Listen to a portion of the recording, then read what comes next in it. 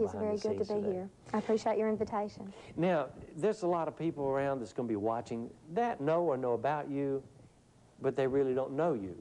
You know what I mean?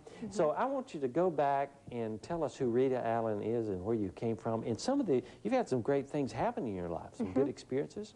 And just tell us about yourself. Okay. I was raised in Boaz, Alabama, which most of the people that are watching here today will remember or know where Boaz is. I graduated from Boaz High School, and when I graduated from high school, the family that I was brought up in was of the opinion that music was something that you did for fun. It was not something that you could make a living at. So I've been singing all my life, but that was for churches and for different functions. So I didn't go to college at that time in order to learn music. I picked a nominal trade, which was secretarial science, and went for a little while and finally decided that wasn't really what I wanted to do either. So even though I dropped out of college at that point, I did go to work as a secretary and worked as a secretary for about 7 or 8 years. And in 1978, 7 years after I had graduated, I decided that I could make a go of music. And that's not anything against my mother or father either one, because they're both precious people, but they were raised to work hard. They were, their parents were both workers, they were farmers, and they had cattle, and they just were raised to work hard, so they were raising us to work hard, and I'm very thankful for that, because even in my field of music, because I was raised that way, it has taught me that you got to endure to the end. You got to push on through when all the obstacles seem to be against you, and it's been of priceless value in my life, those things that I was taught. So you're a farm girl? Sorta. Yeah, sorta. A city farm girl. Yeah, city farm girl. I was going to ask you, did you ever sing to the cows? Sung to a lot of fish. Daddy used to take, that was the thing, Daddy was a hunter and a fisher, and I didn't go hunting with him, but I went fishing with him. And he knew every nook and cranny of Guntersville Lake, and so he would take me fishing, and I would get to ride on the bow of the boat, and I didn't realize, you know how your voice will travel over water? I would sing to the top of my lungs, flying out over that water on that boat. And so I'm sure I sung to a lot of fish. But anyway, so I went back to college and found out how to do what I had already been doing, but do it more efficiently, do it without wearing me out so bad. I've always had a large voice, and I really learned a whole lot of how to control that volume and how to control what was coming out of me so that it sounded a little bit more well put together to the people that were hearing it, and I could last longer, which I was thankful for that. Then I found out that, you know, in college, most colleges teach classical, opera. Sure. If you go into music, that's really the field that they teach there.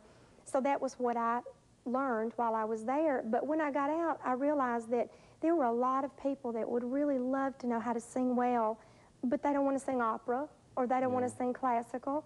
So I took the same principles that I learned in college about how to breathe right, how to produce a song so that it comes out well-rounded, so that people can be blessed. You know, the Bible says that David played skillfully on his instrument, and I really found out, I feel like in my heart, what that meant.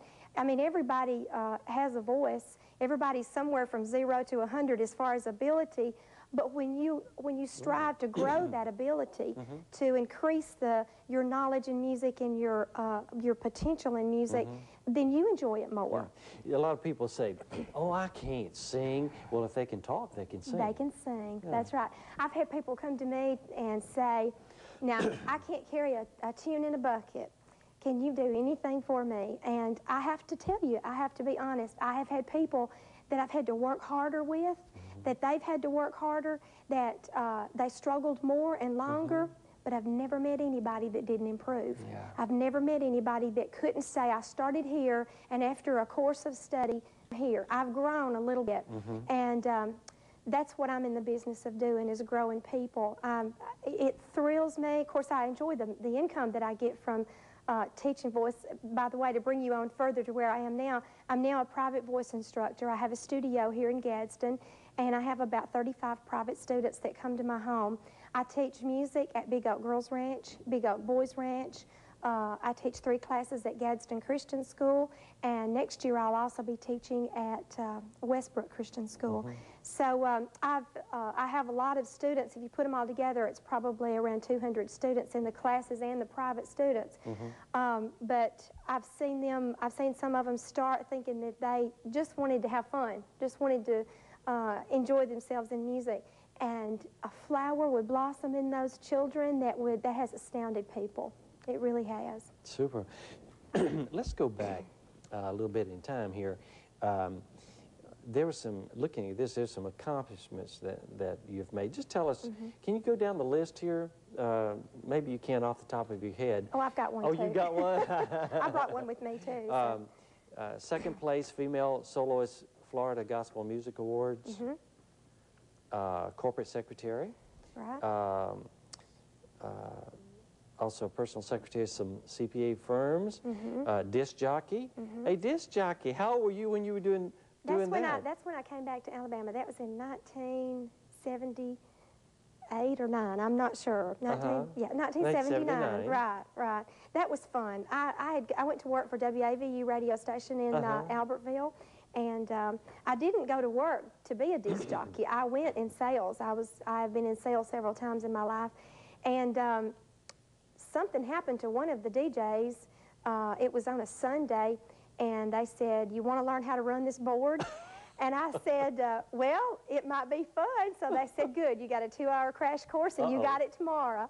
And that started it, and it was a country station. I was Rita Lynn on the country station, and had a lot of fun. Rita Lynn. Had a lot of fun. And here's a TV movie, the Kent State Right movie. I know.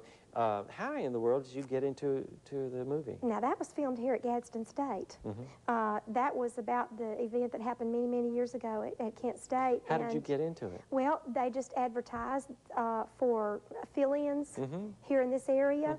And I thought it would be fun, so I didn't have a major part. I just was one of the crowd, and it was fun. It was interesting, but it was locally. That was an experience. It was. Then you've done TV commercials. You were a Miss Alabama pageant finalist in '82, '83, and '84.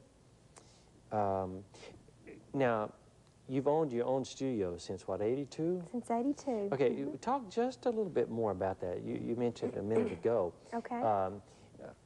Give us a brief scenario. Say if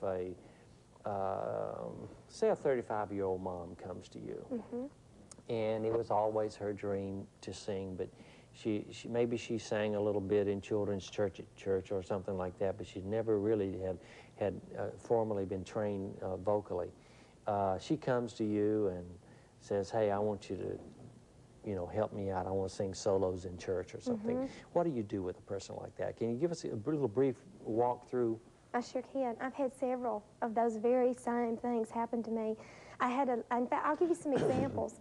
I had a lady come to me last year, and she said, well, I had sang at her church at a Christmas function, and I had made the statement at the time that I sang at her church, "You're never too old to learn to sing well." And this lady is around 50 years old, and she called me up and she said, "Rita, you said that you're never too old to learn to sing well." And she's in the nurse's profession, and she deals with people who have mental problems, and she said, "I need some therapy, and I need to have an outlet of my own, something just for me." And I've never sung in my life. I've never, only just, in the choir or whatever. It was never something big in her life, and I want to learn to sing.